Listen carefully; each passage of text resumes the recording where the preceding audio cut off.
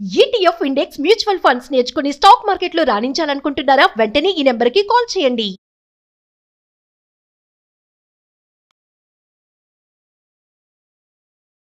తరుణారుణ కరుణామయ విపులాయతనయనం కమలాకుచకలశీభర విపులీకృత పులకం మురళీరవతరళీకృత మునిమానసనళినం మమ ఖేలతి మదచేతసి మధురాధరమమృతం.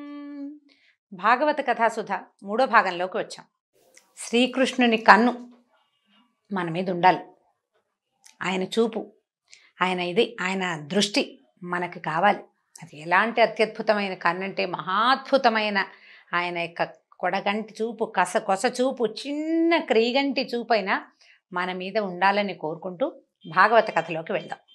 యోగమాయ అవతరించి నిన్ను చంపేవాడు నాతో పాటే పుట్టి ఇంకో చోట పెరుగుతున్నాడని చెప్పి అదృశ్యమైపోయిన తర్వాత కంసుడు దేవకి వసుదేవులిద్దరికీ క్షమాపణ చెప్పి మిమ్మల్ని నేను వదిలిపెట్టేస్తున్నానని వదిలేసి ఇంటికి వెళ్ళిపోయాడు. ఈ వెళ్ళిన తర్వాత అతను ఏం చేశాడు? తన మంత్రులందరినీ రప్పించి యోగమాయాదేవి తనతో ఏం చెప్పిందో చెప్పాడు. చెప్పేసరికల్లా వీళ్ళందరూ ఏంటంటే ప్రతివాడికి ఒక్కొక్క ఆలోచన ఉంటుంది. యథా రాజా తథా మంత్రి, చాలా చోట్ల అలాగే ఉంటుంది. వీళ్ళు ఏమనుకున్నారంటే వీళ్ళంత వివేకవంతులు అనటానికి వీల్లేదు. ప్రతి సమస్యకి చంపటమో చావడమో తప్ప వేరే ఉపాయం ఉంటుందని తెలియదు వాళ్ళకి. దాంతో వాళ్ళు తమ సహజమైన పద్ధతిలో స్పందించి ఏం చెప్పారంటే నగరాలలో, గ్రామాలలో ఎక్కడెక్కడ యాదవులుండే గొల్లపల్లెల్లో అయినా ఏం చేయాలి, 10 రోజుల వయసు కూడా లేని పసిపిల్లల్ని, అంతకు మించి వయసున్న పిల్లల్ని కూడా చంపేద్దాం. పసిపిల్లల్ని బతికించి ఉంచద్దు. తనతోటే పుట్టాడంటే ఆ రోజే పుట్టుండాలి, లేదా ఓ 2 రోజుల ముందు, ఓ 3 రోజులు వెనకాల, అంతే కదా. కాబట్టి అయినా అసలు నీకు సరైన శత్రువు ఎవరు? విష్ణువు. మనకి దాయాదులే అయినా పరమ శత్రువులుగా మారినటువంటి దేవతలకి మూలబలం విష్ణువే. ధర్మం ఎక్కడుంటుందో విష్ణువు అక్కడ ఉంటాడు. వేదపారాయణలు, తపస్సు, యజ్ఞాలకు హవిస్సునిచ్చే గోవులు ఎక్కడుంటే ధర్మం అక్కడ ఉంటుంది. ప్రత్యక్షంగా విష్ణుమూర్తిని సంహరించే అవకాశం లేదు, ఆయన మనకు దొరకడు, అతని దేహం దొరకదు మనకి. కాబట్టి వీటన్నిటినీ నిర్మూలించామనుకో ఈ లోకంలో ధర్మం ఉండదు, విష్ణువుకి నీడ ఉండదు, అతని వల్ల నీకు ప్రాణభయం ఉండదు అని సలహా చెప్పారు. కంసుడికి ఈ మాటలు చాలా నచ్చినాయి, బాగుందనుకున్నాడు. కామరూపులైన రాక్షసులందరినీ ఆ పనిలో ఉండమని ఆదేశించి పసిపిల్లల్ని చంపేయాలి అని చెప్పాడు. ఆదేశించి వెళ్ళిపోయాడు. కామక్రోధాలే అంటే రజోగుణమే ప్రధాన లక్షణంగా కలిగిన రాక్షసులు లోకాన్ని పీడించడానికి ఆనందంగా బయలుదేరారట. తమ ప్రభువు నందుడి ఇంట్లో లేకలేక కుమారుడు కలిగాడు. పిల్లవాడిని చూడడానికి ఊరంతా పరిగెత్తుకొచ్చారట. లేకలేక కలిగిన పిల్లాడు. అయితే యశోదాదేవి తెల్లగా ఉంటుంది, ఈ పుట్టిన పిల్లవాడు నల్లటి వాడు. కానీ కలువరేకులు లాంటి యశోదాదేవికి కళ్ళు ఎంత కలువలల్లే ఉంటాయట. ఈ పిల్లాడు కూడా కమలాయత నేత్రుడు, తల్లి కళ్ళే వచ్చాయి పిల్లాడికి. కాస్త రంగు తేడా ఉంది కానీ వాళ్ళ అమ్మ కళ్ళేనే చెంపకి చారడు కళ్ళని సంతోషించారు. పిల్లవాడిని చూశారు, అందరూ వచ్చి బోల్డ్ రకాల దిష్టిలు తీశారు. చక్కగా మంచి మంచి సుగంధ ద్రవ్యాలు వేసిన నీళ్లతో స్నానాలు చేయించారు. పసివాడికి ఉయ్యాలల్లో వేశారు. అందరూ ఎత్తుకుని పిల్లవాడి చేతుల్లోనే వీణలాగా ఆ చేతిలోంచి ఈ చేతిలోకి మారుతూ ఉన్నాడట. అయితే ఇలా ఏమైంది, ఈ పిల్లవాడు పుట్టేసరికల్లా జాతకర్మలు ఏవో చిన్నవి చేయవలసినవి, 11వ రోజు చేసే జాతకర్మలు అవి చిన్న కర్మలు చేశాడు. పేరైతే పెట్టలేదు కానీ చిన్న కర్మలు చేయవలసినవి. తర్వాత బ్రాహ్మణులకి, వేదవేత్తలకి దానాలు ఇచ్చాడు. ఈ శ్రీహరి భక్తుడైన నందుడు తన కుమారుడి క్షేమం కోసం, అంటే లేక కలిగిన శిశువు అవటం వల్ల అర్చనలు చేయించాడు విష్ణుమూర్తికి. తర్వాత ఏ విష్ణువునైతే ప్రార్థిస్తున్నాడో ఆ విష్ణువే తన కుమారుడిగా తన ఇంట్లో ఉన్నాడని ఎరగడు. విష్ణుమాయ అలాంటిది. అయితే గోకులంలో ఉన్న వాళ్ళంతా ఈ పిల్లాడు పుట్టిన సందర్భంలో పసుపు, పాలు, పెరుగు ఒకళ్ళ మీద ఒకళ్ళు వసంతాలుగా చల్లుకుని బోల్డ్ అంత పెద్ద ఫంక్షన్లు చేసుకుని ఆనందించారు. బోల్డంత ఉత్సాహం. తమ రాజుకి కొడుకు కలిగాడంటే తమకు కాబోయే రాజు. దాంతో మహదానందంగా జరుపుకున్నారు. విష్ణువు కృష్ణుడై గోకులానికి వచ్చాడు. గోకులాన్నే తన నివాసంగా చేసుకున్నాడు. అయితే చూడండి చిత్రం, అమ్మవారు నిత్యానపాయిని లక్ష్మీదేవి విష్ణుమూర్తిని వదిలిపెట్టి ఉండదు. విష్ణువేమో పసివాడిగా వచ్చేసాడు ఇక్కడికి. మరి ఇప్పుడు ఆవిడ ఎవరుగా రావాలి? ఆ గోకులంలో గోసంపద వృద్ధైపోయిందట, ధాన్య సంపద వృద్ధిపోయింది, సిరి సంపదలకి నెలవైపోయింది ఆ గోకులం. లక్ష్మీ కళ రాజ్యం వెళ్తోంది అక్కడ. అమ్మవారు ఆ రూపంలో వచ్చి తన భర్తని అనుసరించి ఈ గోకులంలో స్థిరపడిపోయిందట. నందుడు కంసుడికి సామంతరాజు. అతను ఏం చేస్తాడు, ప్రతి 6 నెలలకి 3 నెలలకి కప్పం కట్టే విధానం ఉంటుంది. ఈ రాజుగారికి కప్పం కట్టడానికి మధురకి వెళ్ళాడు. కప్పం కట్టించిన తర్వాత కట్టి తన విడిదికి వచ్చాక ఇతను వచ్చాడని తెలుసుకుని వసుదేవుడు నందుడిని చూడ్డానికి వచ్చాడట. ఎందుకంటే వాళ్ళిద్దరూ చిన్నతనం నుంచి ప్రాణ స్నేహితులు. నందా, నీకు వయసు మీరిపోతుందని, సంతానం కలగలేదని బెంగ పెట్టుకున్నావు, ఈ వయసులో నీకు పుత్రుడు కలిగాడు, చాలా సంతోషం అన్నాడు వసుదేవుడు. సరే, నా కుమారుడు తన తల్లి రోహిణితో కలిసి నీ దగ్గరే ఉన్నాడు కదా, అంటే రోహిణి యొక్క గర్భస్థ శిశువు అయిన పిల్లవాడితోటి ఆవిడ అక్కడ చేరిపోయింది నందగోకులంలో, పిల్లాడు అక్కడే పుట్టాడు రోహిణీదేవికి. నా కొడుకు రోహిణి కులాసగా ఉన్నారా, నా బిడ్డని తన బిడ్డలాగా చూసుకుంటుందా యశోద అని నర్మగర్భంగా అడిగాడు. అడిగితే నందుడు అందరూ క్షేమమేనని, వసుదేవుడికి పుట్టిన సంతానాన్ని ఈ కంసుడు వధించినందుకు చాలా విచారపడుతున్నానని చెప్పాడు. వీళ్ళిద్దరూ మాట్లాడుకుంటుంటే వసుదేవుడికి ఒక ఊహ కలిగింది, అక్కడ ఏదో జరగబోతోందని.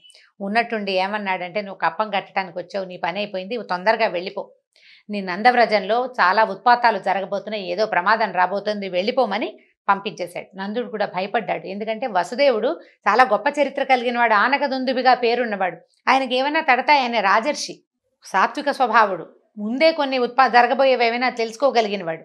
అంచేత ఆయన చెప్పిన మాటకి కంగారుపడి ఈయన శ్రీహరిని ధ్యానిస్తూ నందుడు గోకులానికి వెళ్ళాడు. అయితే ఈ శిశువులని పసిబిడ్డల్ని చంపడానికి అనేక మంది రాక్షసులని, రాక్షస స్త్రీలని కూడా కంసుడు పంపించాడట. ఈ పంపించే వాళ్ళలో పూతన ఒకటి. ఈ పూతన ఏమిటంటే ఆమెకి ఆకాశగమన విద్య ఉంది, కోరిన రూపం ఇచ్ఛారూప ధారణ కూడా ఉంది, ఎలా కావాలంటే అట్లా మారుతుంది. ఈ పసిపిల్లల్ని సంహరించడంలో ఆరితేరిపోయింది ఈ అమ్మాయి. ఏమిటంటే ఈవిడ అనేక ప్రాంతాల్లో చేరి ఏం చేస్తుంది, బాలింతరాలుగా నటిస్తుంది. ఏ ఇంటికి వెళ్ళినా ఏ వాకిట్లో ఉన్నా కూర్చుని పిల్లాడికి పాలిస్తానని చంటి పిల్లవాడికి స్తన్యం ఇచ్చి చంపేస్తుంది. ఆమె స్తన్యంలోనే విషం ఉంటుంది, అప్పుడు తల్లి పాలల్లోనే విషం. ఆమె ఆ రకంగా పిల్లల్ని సంహరిస్తూ అంతా తిరుగుతూ ఇక్కడ చేరింది. అయితే ఈ వచ్చిన అమ్మాయి ఎంత పరమాద్భుత సౌందర్యమట. చేతిలో పద్మం పట్టుకుని సమ్మోహనంగా నవ్వుతూ వస్తే విష్ణుమూర్తిని వెతుకోవడానికి లక్ష్మీదేవి వచ్చిందా అనిపించేంత సమ్మోహనంగా ఉందట, ఎంత కళ్ళగానో ఉంది. ఆమె సౌందర్యానికంటే రాక్షస మాయ వల్ల అందరూ ఆమెకు లోబడిపోయారు. ఎవరింట్లో పసిపిల్లలు ఉన్నారో చూసింది. నందుడి ఇంట్లో కొత్తగా పిల్లవాడు పుట్టాడని తెలుసుకుంది. ఈవిడ చూపులు ప్రసన్నంగా ఉన్నాయి కానీ అన్వేషణగానే ఉంది, పిల్లాడిని వెతుక్కుంటోంది, ఎక్కడున్నారా చంటి పిల్లలు అని.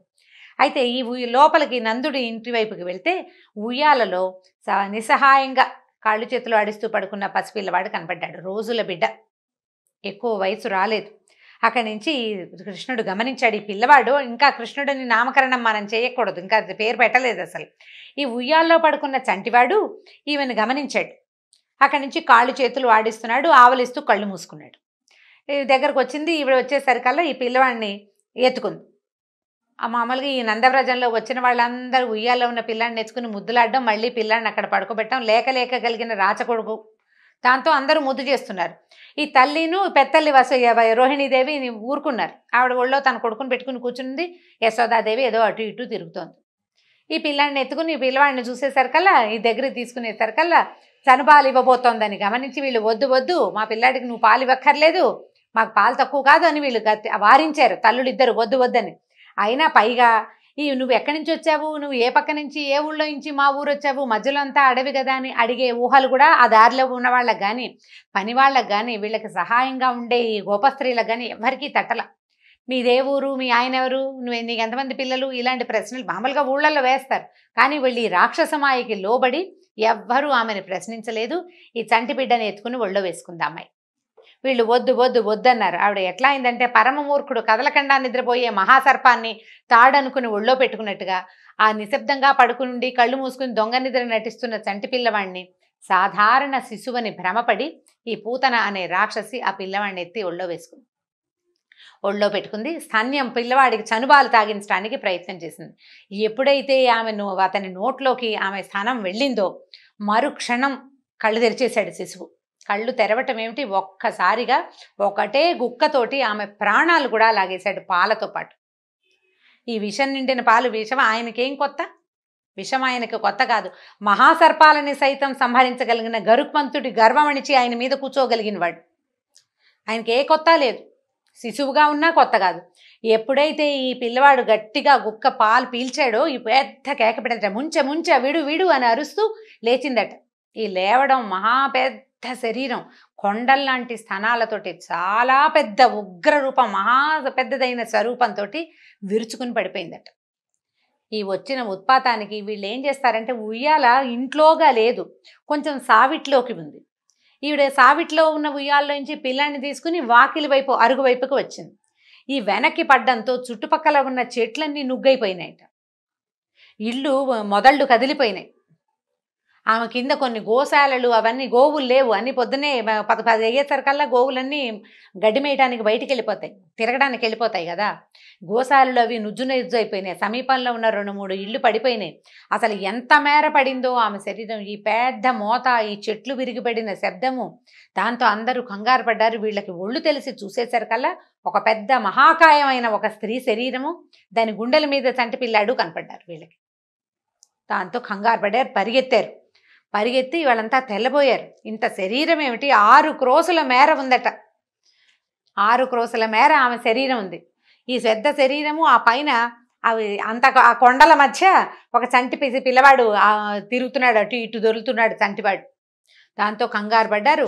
గోపికలు వెంటనే పరిగెత్తుకుంటూ వచ్చి, అంటే ఇంకా పని వాళ్ళు సాయం ఉన్న వాళ్ళంతా పరిగెత్తుకుంటూ వెళ్ళారు. ఆ వక్షం మీద నుంచి పిల్లాన్ని తెచ్చి ఇచ్చారు. అందరూ కలిసి, అమ్మ బాబో ఇంత ఎత్తు నుంచి పడ్డాడు, ఇదేమి రాక్షసి, ఏమిటో అందంగా ఉందనుకున్నావు, ఇది ఇలా అయిపోయింది, ఈ పిల్లాడు ఇట్లా ఎలా బయటికి భయం లేదు, అంత శబ్దం అయితే పిల్లాడు ఉలికిపడి భోరమని ఏడవాలి, క్యారమంటారు పిల్లలు. ఉలికిపాటు లేదు సరికదా, తలకాయ అటు ఇటు తిప్పి చూస్తున్నాడు పిల్లాడు. అమ్మో అనుకున్నారు. అక్కడి నుంచి కింద నుంచి మట్టి తీసి బొట్టు పెట్టారు, పిల్లాడికి బోల్డన్ని దిష్టిలు తీశారు. ఆ శరీరం చూసేసరికల్లా అప్పుడే నందవ్రజానికి వచ్చిన నందుడు ఆశ్చర్యపోయాడు, పల్లె లోపలికి వచ్చాడు. ఈ శరీరం ఏమిటి, నందుడు అక్కడ, ఆయన వసుదేవుడు అక్కడున్న వాడికి ఈ కథ ఎట్లా తెలిసింది అని ఆశ్చర్యపోయాడు. ఏదో ఉత్పాతం జరగబోతోందని ఆయన ముందే చెప్పాడు, ఇదే కాబోలు అని ఆశ్చర్యపోయారు. అక్కడి నుంచి ఈ పిల్లాడికి ఏవో రక్షాలు కట్టించారు. ఇంత అదురయ్యాడు, అదరలేదు, పిల్లాడు బాగానే ఉన్నాడు. వీళ్ళు బెదిరారు, మిగిలిన వాళ్ళంతాను. ఆయనకేం బెదురు, లోకాలని అదిలించేవాడికి ఏం బెదురు. పిల్లవాడిని తెచ్చుకున్నారు, వీళ్ళేవో రక్షలు అవి ఇవి కట్టారు. ఈ గోకులంలో ఉన్న పురుషులు చాలామంది ఏం చేశారంటే పెద్ద పెద్ద పదునైన గొడ్డళ్లతోటి ఈ రాక్షసి శరీరాన్ని ముక్కలుగా నరికి ఈ పల్లె అవతల పక్కగా పడేసి అంటించారట. అంటే చితి పేర్చి దహనం చేశారు. చేసేసరికల్లా ఆమె శరీరం కాలుతూ ఉంటే కమురు కంపు రావాలి, మాంసం కాలుతుంటే రావాల్సిన వాసన రావట్లేదుట. ఈ మల్లెలు మొగలి పువ్వుల సుగంధం అంట, ఎంత సుగంధమో, ఆశ్చర్యపోయారట. అదేంటి రాక్షసి, ఇదేమో రక్తం ఓడుతోంది, ఈ రక్తం కాలుతూ, చర్మం కాలుతూ, మాంసం కాలుతుంటే రావాల్సిన వాసన కాకుండా సుగంధ ద్రవ్యాల వాసన వస్తుంది ఏమిటా అని ఆశ్చర్యపోయారు. ఒక గుక్కెడు పాలిచ్చిన రాక్షసికి ఆమె శరీరంలోంచి మాలిన్యాన్ని కూడా హరించేశాడు భగవంతుడు. ఇప్పుడు ఒక దుర్మార్గమైన ఆలోచనతో పాలిచ్చిన ఆమెకే ఇలాంటి స్వర్గారోహణాన్ని కల్పించాడు భగవంతుడు. ప్రేమగా పాలిచ్చే తల్లులకి, తనకి పాలివ్వడానికే ఉన్నటువంటి ఆ గోవులకి ఎలాంటి సద్గతి లభించబోతోంది కదా అని బ్రహ్మాది దేవతలంతా ఆశ్చర్యపోయారట. ఈ సంగతి చెప్తూ శుకుడు పూతనావాధ వృత్తాంతాన్ని పరీక్షిన్ మహారాజుకి తెలియజేశాడు. ఆ తర్వాత వీళ్ళు జాగ్రత్త పడాలనుకున్నారు, సమయం బాగుండలేదని భావించారు. కానీ ఇదేదో తాత్కాలికంగా ఒకటి జరిగిందనుకున్నారు. విష్ణువు మానవుడై కృష్ణుడిగా పుట్టాడని, బాల్యంలో ఆశ్చర్యకరమైన చేష్టలు చేస్తాడని అందరికీ తెలుసు. అయితే ఎంత విన్నా తనివి తీరదు, ఎన్ని కథలు విన్నా ఇంకేం చేశాడో అడగాలనిపిస్తుందని పరీక్షిన్ మహారాజు శుకుడిని అడిగేట. తర్వాత రోజు నిత్యం ఆయన ఏం చేశాడో నాకు చెప్పమన్నట్ట. మనకు కూడా నిత్యం కృష్ణలీలలు వినాలనే అనిపిస్తుంది. ఎన్ని విన్నా ఇంకొక కొత్త కథ కృష్ణుడి గురించి ఎవరైనా చెప్తే మన పుస్తకాల్లో లేని హిందీ పుస్తకాల్లో ఉంటే కూడా విందామనిపిస్తుంది. పరీక్షిన్ మహారాజు అడిగితే శుకుడు చెప్తున్నాడు అనమాట. 2-3 నెలల వయసు వచ్చాక బోర్ల పడ్డానికి ప్రయత్నం చేస్తున్నట్టు. 3వ నెల వచ్చేసరికి పిల్లలు పక్కకి తిరుగుతూ ఉంటారు. మనం కూడా బోర్ల పడితే బొబ్బట్లు పోస్తాం. పిల్లాడికి బోర్ల పడ్డం వచ్చిందని వాళ్ళకి ఎంతో వినోదంగా ఉండేది. పక్కకి తిరుగుతాడు, కెవ్వు అని ఏడుస్తాడు, పొట్ట కింద నుంచి చెయ్యి రాదు, ఏడుస్తాడు. తల్లులో ఎవరో ఒకళ్ళు సహాయం చేస్తారు, ఇటు తిప్పుతారు. ఇటు తిప్పంగానే అప్పటిదాకా కెవ్వుమని ఏడ్చి చెయ్యి రాలేదని కొట్టుకున్న పిల్లాడు మళ్ళీ బోర్ల తిరగడానికి ప్రయత్నం చేస్తాడు. మానవ ప్రయత్నం చేయాలి చూడండి, పక్కకు తిరుగుతున్నాడు. అయితే ఈ బోర్లా పడినప్పుడు చేసే వేడుకని ఔతానిక ఉత్సవం అంటారట. అదే బొబ్బట్లు పోయటం అనమాట. అక్కడి నుంచి ఏం చేశారు, వాళ్ళు కూడా వాళ్ళ సంప్రదాయాన్ని అనుసరించి ఉత్సవం చేశారట. ఆయన నందవ్రజానికి రాజు, లేక కలిగిన పిల్లవాడు. ఆ ఉత్సవంలో ఇంకా వైభవానికి లోటేమిటి, బోళ్ళంత వేదవేత్తలు, ఆశీర్వచనాలు, మంగళ వాయిద్యాలు, గోపికలంతా మంగళగీతాలు, బోళ్ళంత ప్రోగ్రాం జరుగుతుంటే పిల్లవాడికి చక్కగా పసుపేసిన నీళ్లతోటి స్నానం చేయించారు, అలంకరించి దిష్టి తీశారు. బోళ్ళంత హడావిడి చేసిన తర్వాత ఏం చేశారు, వాకిట్లో పెద్ద బండి ఉందట. ఈ నందుల వాకిట్లో నందుడి వాకిట్లో చాలా పెద్ద బండి ఉంటే ఈ అందరికీ సమారాధన కోసం భోజనాల కోసం ఏర్పాటు చేసిన విందు కోసం ఏర్పాటు చేసిన వంటలన్నిటినీ పదార్థాలు పిండి వంటలన్నిటినీ ఆ బండి మీద చక్కగా పొందిగ్గా సర్దారట. ఆ బండి కింద చిన్న తొట్టెలో పిల్లాడిని పడుకోబెట్టింది. బండి కింద నీడగా ఉంది. అందరూ జనమంతా బయటే ఉన్నారు. పిల్లాడిని లోపల గదిలో పడుకోబెట్టడం ఎందుకు? సందట్లో ఉంటాడని కొంచెం కన్నుకు చూపు కదులుతుంది కదా, ఎవరో ఒకళ్ళు చూస్తారని ఏం చేసింది, ఈ బండి కింద పడుకోబెట్టింది. పడుకోబెట్టి ఆ చుట్టుపక్కల ఉన్న పిల్లలకి ఒరే నాయన ఓ కన్నేసి ఉంచండిరా పిల్లాడి మీద పాలకు లేస్తాడని చెప్పింది. ఈ లోపల ఏం చేసింది, ఆశీర్వదించడానికి వచ్చిన వేదవేత్తలందరికీ సత్కారాలు, వచ్చిన అతిథులకి మర్యాదలు, భోజనాలు, ఈ ఏర్పాట్లలో ఆవిడ హైరానగా తిరుగుతోంది. ఇంతలో పిల్లవాడికి మెలకు వచ్చింది, ఆకలేసింది, ఏడవటం మొదలుపెట్టాడు. ఈ ఆనందాలు కోలాహలాలు అందరూ కబుర్లు చెప్పుకోవటాలు మధ్యలో వేద పనసల్లో గందరగోళంలో పిల్లాడి ఏడుపు ఆవిడికి వినపడలా. ఈ ఏడుస్తూనే ఆ తొట్టెలో మెల్లిగా జరిగేది. జరిగి కాలు కదిపేసరికి బోర్లా పడుతున్నాడని చెప్పాం కదా, కాళ్ళు పైకి ఎత్తుతారు. ఆ ఎత్తేసరికల్లా ఈ బండి కాలికి తగిలింది. ఈ బండిని కాలుతో తన్నాడట చక్రాన్ని. కాలు తగిలితే పిల్లవాడి కాలు ఎంత లేత చిగురల్లే ఉంటుంది. ఆ కాలికి బండి ఒక్కసారి తిరగబడింది. దాని నిండా ఇత్తడి కంచు గుండిగల్లో ఎన్నో ఆహార పదార్థాలు ఉన్నాయి, మొత్తం తిరగబడిపోయినాయి కిందకి. బండి ఇరుసులు కూడా ఊడి దూరంగా పడిపోయినాయి. ఇంత పెద్ద మోత. ఈ బండి ఏమో పడిపోయింది, పైన సామాన్లన్నీ దొర్లేసినాయి. తొట్లో ఉన్న పిల్లాడు మాత్రం తొట్టలోనే కాళ్ళు చేతులు ఆడిస్తూ ఆకలికి ఏడుస్తున్నాడు. భయపడి ఏడుపు కాదు, బేరమంటలు లేదు, ఊ అని నస ఆకలికి. దాంతో ఇప్పుడు పురుషులందరూ మగవాళ్ళంతా ఆశ్చర్యపోయారు, ఏమిటిది బండి ఎట్లా పడిపోయింది, ఇంత బండి ముక్కా చక్క అయిపోయింది ఏమిటి, పదార్థాలు పడిపోతే పిల్లాడు అదిరిపోకుండా ఏడుస్తాడేమిట్రా అని వీళ్ళు ఆశ్చర్యపోయారు. అక్కడ చూసిన పిల్లలు ఒక అన్నేసి ఉంచమని చెప్పారు కదా, పిల్లలు అన్నారు కృష్ణుడు కాలు తగిలింది బండి విరిగిపోయింది అనేసరికల్లా ఇంకేమిటది, అలా ఎలా అవుతుంది, బాలుండెక్కడ బండి ఎక్కడ అని పోతన గారు రాస్తారు. పిల్లాడెక్కడ బండి ఎక్కడ, దాన్ని ఆకాశం మీద పడేంత ఎత్తుగా ఎలా తంతాడు, ఈ మొత్తం పదార్థాలను ఎగిరి కింద పడ్డాయి. వాడు తంతే ఇలా ఎందుకు అవుతుంది, ఏదో జరిగింది అనుకున్నారు. అక్కడి నుంచి ఈవిడేం చేసింది, గబగబా ఏడుస్తున్న పిల్లాడు ఎత్తుకుంది. గాలో ధూళో ఏదో ఏ దుష్టగ్రహ ప్రభావమో ఏదో కారణం అంతేననుకున్నారు. ఈ పిల్లాడికి హోమాలు అవి చేశారు. దుష్టగ్రహ పీడ తొలగించడం కోసం రక్షలు కట్టారు. అందరూ కలిసి బండి సరిగ్గా నిలబెట్టుకున్నారు. మళ్ళీ వంటలు చేసుకుని, మళ్ళీ గుండిగలు నింపుకుని, తర్వాత శ్రీమన్నారాయణ పూజ ఏదో చేసుకుని భోజనాలు చేశారు. ఇలా అవుతూ ఉండగా ఈ శిశుహంతకి అయినటువంటి మన పూతన ఏమైంది, పూతన కనపట్టలేదు అని ఈ కంసుడి పరివారంలో చర్చకు వచ్చేసరికల్లా వాళ్ళు ఏం చేశారంటే, వాళ్ళల్లో ఒకడిని తృణావర్తుడనే ఒకడిని చెప్పారు, రే పూతన ఎక్కడుందో చూడు అని. సరే ఈ తృణావర్తుడు ఏంటంటే వీడు గాలిలాగా తిరుగుతాడనమాట. అంటే గడ్డిపోచల్ని కూడా తిప్పగలడు గాల్లో, అలాంటి వాడు. సరే అతను ఏం చేశాడు, ఈ ఆకాశగమన విద్యతోటి తిరుగుతూ పూతన ఎక్కడుందో చూస్తున్నాడు. ఆ చూడడం కోసం నందవ్రజం మీదగా వెళ్తున్నాడట. ఆ వెళ్తుండగా ఈ యశోదాదేవి పిల్లాడిని ఒక 5వ నెలలో ఏమో వచ్చింది, 5-6 నెలలు వచ్చుంటే ఒళ్ళో పెట్టుకుని కూర్చుంటే ఉండి పిల్లాడు బరువెక్కిపోతున్నాడు. బరువుగా ఉంటే తల్లులకి ఏమనిపిస్తుంది, పిల్లాడు బరువెక్కిపోతున్నాడు అనిపించదు. ఈ మధ్య పురుడొచ్చి నాకు వీక్నెస్ వచ్చింది, కాస్త నేను వీక్ అయ్యాను, కాళ్ళు తిమిరెక్కిపోతున్నాయి అనుకుంది ఆవిడ. నాకు కాళ్ళు తిమిరెక్కిపోతున్నాయి, నేను మొయ్యలేకపోతున్నాను, నాకు ఓపిక తగ్గింది అనుకుంది. కానీ నా పిల్లాడు ఇంత గుండులా బరువెక్కాడని ఏ తల్లి అనుకోదు. ఎంత బొద్దుగా ఉన్నా పిల్లాడు బాగా పాలు తాగడు, సరిగ్గా అన్నం తిండనే చెప్పుకుంటారు. తల్లి సహజమైన లక్షణం. ఏమనుకుంది ఆవిడ, కాళ్ళు తిమిరెక్కుతున్నాయని పిల్లాడిని తీసి పక్కన కూర్చోబెట్టింది. పక్కన కూర్చోబెట్టిన మరుక్షణం మొయ్యలేనంత బరువయ్యాడంటే మోయటానికి తనకి శక్తి లేదని భావించింది తల్లి పాపం. ఆ ఆకాశ మార్గంలో వెళ్తున్న తృణావర్తుడు ఈ నందవ్రజం మీదగా వచ్చాడట. పైనుంచి చూసేసరికల్లా ఈ పిల్లాడు కనపడ్డాడు. తల్లి ఒళ్ళో నుంచి దిగి పక్కన కూర్చున్నాడు. కొంచెం 7-6 నెలలు వచ్చింటాయి, కూర్చుంటారు కదా పిల్లలు, కాస్త నేలకి చేతులు ఊతమానించి కూర్చుంటారు. పైనుంచి చూసేవాడికి కింద పిల్లాడు కనపడ్డాడు. చంటి పిల్లలు ఎక్కడ కనపడ్డా చంపేయమన్న కంసుడి ఆజ్ఞ గుర్తొచ్చింది. ఈ రావటం ఏమిటి, గుర్తు రాగానేవాడు సుడిగాలిలాగా పెద్ద గాలి రూపంలో వచ్చేసాడు. ఈ భూమి మీద చక్కగా చేతులు ఆనించి కూర్చున్నటువంటి కృష్ణకుమారుణ్ణి లేపేశాడు పైకి. కృష్ణుడు లేచి పైకి వెళ్ళిపోయాడు ఆ గాల్లో. అక్కడి నుంచి చుట్టుపక్కల వాళ్ళంతా ఈ గాలికి కంగారు పడ్డారు. ఏమిటి ఇంత సుడిగాలి వస్తుంది, ఇప్పుడు మనకు కూడా వస్తుంటే సడన్గా ఏదో పెద్ద మోతగా వస్తుంది భూమి మీద నుంచి, ఇట్లా వర్ల్పూల్ లాంటిది ఏదో అంటారు, వచ్చేస్తుంది. సుడిగుండం కాదులేండి, వర్ల్పూల్ అంటే సుడిగుండం కాబోలు, దీన్ని ఏదో అంటారు, ఒక రకమైన తుఫాన్ లాంటిది, సుడిగాలే. ఈవిడ ఒక్క క్షణం తెప్పరిల్లి చూసుకుంది, పిల్లాడేడి లేడు, పిల్లవాడు కనపడలా. అటు ఇటు చూస్తే వాడికి అప్పుడు ఇంకా బాగా పాకటం రావడల్లా కొంచెం కూర్చోటం వచ్చింది. ఇక పిల్లాడు లేడు, ఆవిడ లబలబలాడుతూ పిల్లవాడు చంటివాడు ఇక్కడే కూర్చోబెట్టాను, నా పక్కనే ఉన్నాడు, ఏమైపోయాడని ఆవిడ ఏడవటం మొదలుపెట్టింది. వెతుకుతున్నారు. ఆ గాలికి ఒకళ్ళ హోరులో ఒకళ్ళ మాట ఒకళ్ళకి వినపడదు. ఆకులు, చెట్లు, చుట్టుపక్కల ఉన్న బళ్ళు అన్నీ కదిలిపోతున్నాయి. కొన్ని మొక్కలు ఎగిరి ఆ గాల్లో చుట్టుకుపోతున్నాయి. కింద గొడ్ల దగ్గర ఉంటుంది కదా, ఆవుల దగ్గర గడ్డి, అదంతా పైకి వెళ్ళిపోతుంది. గాల్లో పిల్లాడు కొట్టుకుపోయాడేమోనని అనిపించడం మొదలుపెట్టింది.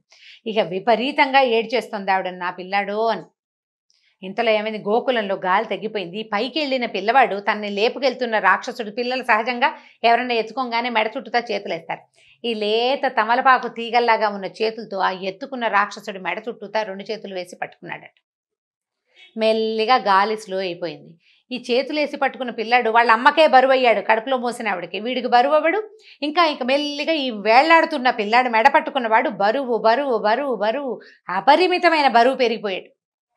తృణావర్తుడి వేగం తగ్గిపోయింది. అంతకుముందు గోకులాన్ని అల్లల్లాడించేశాడు, ఇప్పుడు ఆకల్లాడించే స్థితి కూడా లేదు వాడికి. మెడ సాగిపోతోంది, లాగేస్తున్నాడు కిందకి ఈ పిల్లాడు.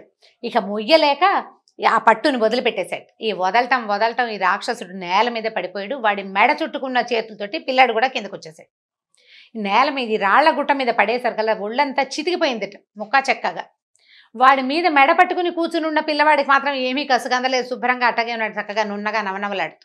అందరూ ఇదేంటి ఇంత పెద్ద మోత, రాళ్ల మీద రాక్షసుడు పడ్డాడు, వాడి ఒళ్ళంతా చితికిపోయింది, వాడి మెడ పట్టుకుని వేళ్లాడుతున్నటువంటి పిల్లాడేమో కనపడుతున్నాడు. ఆశ్చర్యపోయారు, ఇంత బాలుడు, ఇంత చంటివాడు వీడిని ఎత్తుకుపోవడానికి బలిష్ఠుడైన రాక్షసుడు రావటం ఏమిటి, వాడు పైకి వెళ్ళిపోవటం ఏమిటి, పైకి వెళ్ళిన వాడు పడితే చితికిపోయాడు వాడు, వీడికి మాత్రం, ఈ పిల్లాడికి మాత్రం ఏమీ అవ్వలేదు, వీడు మృత్యు జయించినట్టు ఉన్నాడు ఈ పిల్లవాడు, వీడికి ఏమీ కాలేదని ఆశ్చర్యపోయారు. మనం ఏం చేసాం భగవత్ప్రీతికి? పెద్దగా చేసిందేమీ లేదు. ఇంద్రియగోచరుడు కాడు శ్రీహరి, భగవంతుడు కనపడేవాడు కాదు. ఏదో ఒక రూపం పెట్టుకుని ఆరాధిస్తాం. మనం యజ్ఞాలు చేయలేదు, గుళ్ళు గోపురాలు కట్టించలేదు, సత్రాలు నిర్మించలేదు. ఏమీ చేయకపోయినా సరే, ఏం చేయకపోయినా భగవంతుని యొక్క నిర్హేతమైన కృపాకట్టు అక్షాలు మన మీద ఉన్నాయి.